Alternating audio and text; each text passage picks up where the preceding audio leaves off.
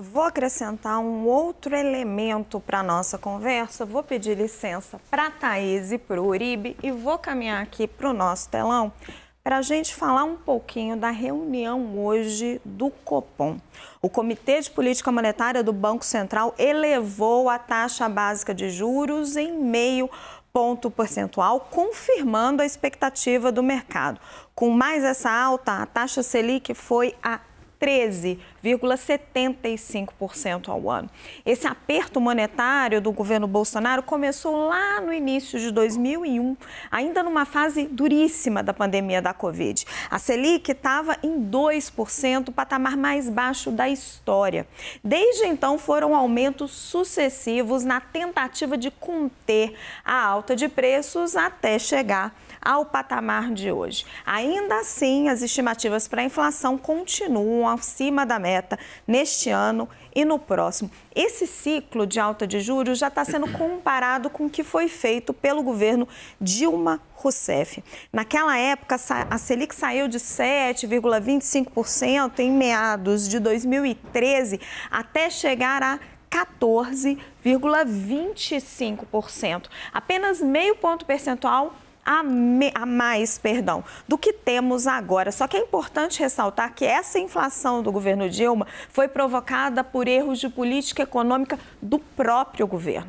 Na gestão Bolsonaro, nós temos também uma inflação global causada pela pandemia e pela guerra da Ucrânia. Apesar de ter sido um dos primeiros países a começar a subir os juros, o BC brasileiro não está conseguindo parar. No comunicado de hoje, o Copom informou que abre aspas, apropriado que o ciclo de aperto monetário continue avançando significativamente em território ainda mais contracionista e disse que avaliará a necessidade de um reajuste residual de menor magnitude na próxima reunião. E um dos motivos que não deixa o BC pisar no freio é exatamente a PEC dos benefícios que o governo concedeu nesse período pré-eleitoral.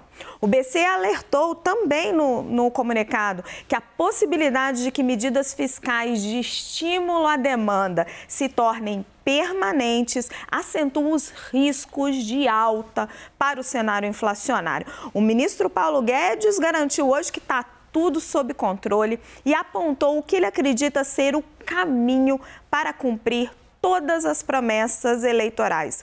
Vamos ver. É possível dar um auxílio emergencial agora de 600 para sempre, por exemplo? Ou é possível fazer um reajuste da tabela do imposto de renda? É possível? A resposta já está numa reforma tributária que já está no Congresso e já foi aprovada para a Câmara. Se vocês olharem lá, está escrito o seguinte: nós vamos taxar lucros e dividendos. São só 60 mil pessoas, hein? Não acha que eu estou falando com vocês, não.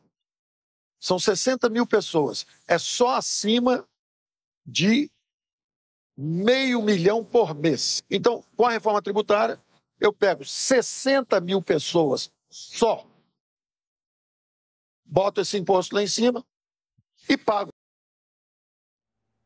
Luiz, PEC dos benefícios está ajudando o PIB a fechar mais perto de 2 esse ano. A redução do ICMS dos combustíveis reduziu a inflação. Para o ano que vem, a perspectiva é crescimento um pouco mais fraco, inflação também um pouco mais fraca. Agora, o Banco Central mostrando que o juro segue ainda subindo mais um pouquinho e, como você mesmo disse, uma hora esse juro vai chegar na atividade. Qual é a herança que o novo governo, seja ele Bolsonaro ou Lula, ou um terceiro, vai receber deste ano eleitoral? Bom, primeiro, a minha análise sobre o Copom, ele na verdade está nos dizendo, eu vou parar, mas eu vou deixar uma frestinha aqui de possibilidades, se precisar, eu subo mais um pouquinho. Foi isso que ele nos disse, pelo menos a meu ver. O segundo ponto vai ser mais desafiador, porque nós estamos contratando mais gastos e é possível que alguns que estão para este ano se tornem permanentes, né? E nós não estamos tendo o ganho de arrecadação como nós tivemos nos últimos tempos. Isso é um problema, vai gerar um buraco enorme fiscal? Não, mas vai ser mais desafiador. Então, esse ano, que com tudo, provavelmente o resultado fiscal vai ser perto de zero, talvez um pouquinho positivo, os analistas acham que vai ser entre 0,5% e 1% negativo o ano que vem. Mas está um pouco cedo para dizer. Quer dizer, no final, o que o mercado está dizendo é, olha, vai ser mais difícil, mas vai depender de como o próximo governo vai se posicionar. Thaís, eu acho que o Luiz trouxe a questão fundamental, né? O 2023 vai depender muito do resultado dessa eleição. O ministro Paulo Guedes está falando que ele consegue cumprir com as promessas do presidente Jair Bolsonaro se ele aprovar o aumento, a criação, na verdade, né, de um imposto sobre os dividendos. Ele já tentou isso no Congresso e não passou. Passaria no ano que vem? Raquel, trago um bastidor de por que Paulo Guedes disse isso hoje. Na semana passada, ele teve uma conversa com o presidente da Câmara, Arthur Lira, justamente sobre a incógnita, como manter os R$600 no ano que vem. E aí, durante essa conversa, segundo relatos de pessoas próximas aos dois, foi o próprio Arthur Lira que falou da reforma tributária e teria garantido a Paulo Guedes que ele quer fazer a reforma tributária logo depois da eleição. Parêntese meu, acho bastante difícil, mas vamos lá. Continuou a conversa dizendo que é por meio da reforma tributária, logo depois da eleição, que se pretende taxar lucros e dividendos e aí bancar os R$600. E é por isso, Paulo Guedes, como a gente viu, gostou da ideia e está dizendo que vai ser esse o caminho, porque ele acredita que Arthur Lira pode ter força suficiente para, pós-eleição, conseguir aprovar uma reforma tributária que, em 4 anos, não conseguiu ser aprovada. O ministro está apostando, então, claro, na vitória do presidente Jair Bolsonaro e também na reeleição de Arthur Lira. Uribe e Lula? Lula já disse que não precisa de teto de gastos, que a garantia é ele mesmo, é a credibilidade dele. Com que perspectiva que ele está trabalhando? Ele deu alguma indicação de como é que ele vai lidar com esse cenário mais difícil que o Luiz apontou? Ele deve modificar toda a política fiscal, inclusive em relação ao teto de gastos, disse que vai reformular o teto de gastos. Reforma tributária deve ser modificada daquela que é discutida no Senado Federal, mas imposto sobre lucros e dividendos, isso ele deve manter. Inclusive, Paulo Guedes brinca que ele é mais comunista que os próprios comunistas ao defender esse tipo de taxação. Então, ele trabalha com um cenário fiscal preocupante, mas ele avalia, isso é público, ele diz que ele precisa, neste primeiro momento, pensar na sociedade que passa fome, depois pensa no respeito às regras fiscais. Então, vai ser um ano muito difícil, independentemente de quem ganha o governo, e a reforma tributária planejada pelo PT no Congresso Nacional é outra em relação à reforma tributária que foi oferecida pelo Ministério da Economia e está agora parada no Senado Federal para ano que vem eventualmente ser votado na Câmara dos Deputados. Quem conseguir o Palácio do Planalto vai herdar uma bomba fiscal. Juros altos, inflação alta, vai ser bastante difícil. Luiz, você quer... O meu comentário é o seguinte, nós estamos falando de ano a ano da política fiscal, mas qual é o problema, na verdade? O problema é que nós temos hoje uma dívida muito alta e com uma dívida como essa, o que todos nós gostaríamos de saber é, como é que a gente faz para que essa dívida ao longo do tempo ela vá caindo e ela não nos sufoque? Essa é a dúvida. Então, o ano que vem, não é suficiente a gente saber sobre o ano que vem. O que é importante é entender qual é o novo arcabouço, né? Os sinais que a gente ouviu do PT foi, olha, eu vou gastar mais e vou aumentar a tributação, como tem a questão da anualidade, essa tributação talvez venha em 2004. Mas isso é crível? Nós não temos esse arcabouço que nos diz, olha, talvez gaste um pouco mais agora, mas porque vai melhorar lá na frente. Isso estava ok. Mas como você não sabe, ficar gastando na frente, um país que tem a história nossa fiscal, faz com que todos nós tenhamos muito receio, né? Mas o que seria uma nova regra fiscal? Porque o ministro Paulo Guedes defende, num eventual governo Bolsonaro, a manutenção do teto de gastos, mas o teto está todo furado. O governo Lula não colocou uma proposta na mesa. O que seria um novo arcabouço fiscal para o Brasil?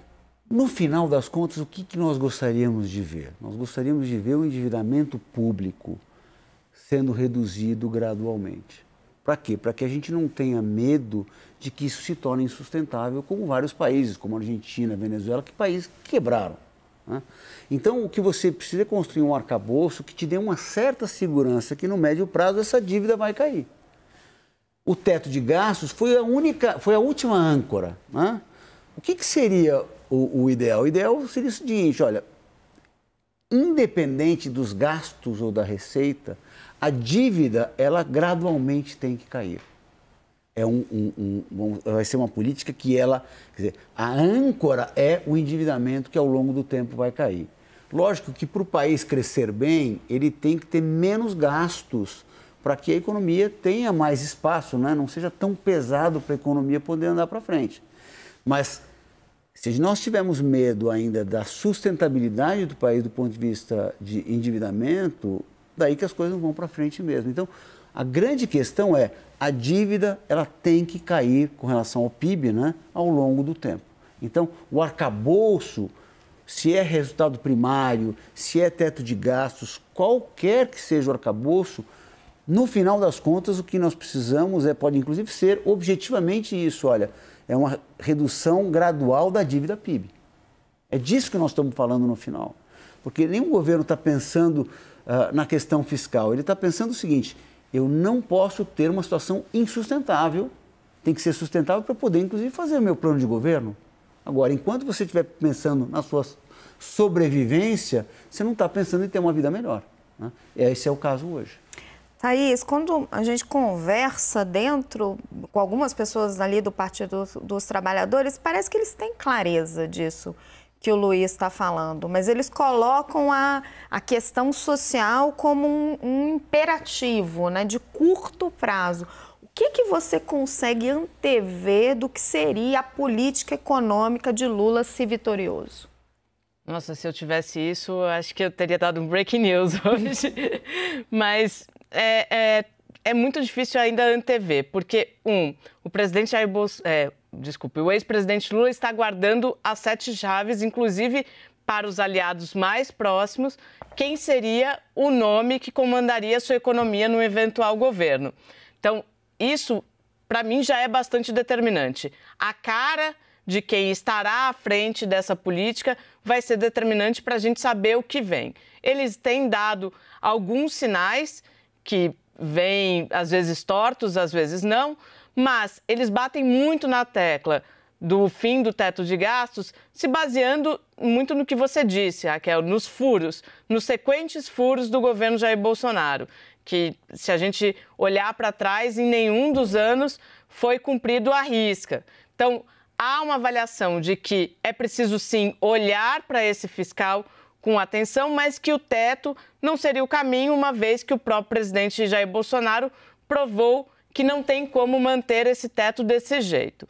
E aí, o social, Raquel, não tem como não ser a bandeira. É nisso que o ex-presidente Lula se apega, se fia e conduz o seu discurso de campanha, justamente dizendo que foi ele quem olhou para os mais pobres, foi ele que, de fato, construiu políticas para os mais pobres. Então, o que a gente consegue entender a partir disso? Que a entrada de Geraldo Alckmin nesse cenário é quem vai trazer, de alguma maneira, aquilo que seria mais próximo do que o chamado mercado quer ouvir. Raquel. Você disse tudo, Thaís. A gente só vai saber qual é essa política econômica quando a gente souber quem é que vai dar rosto para ela. Luiz, muito obrigado pela sua participação hoje no WW.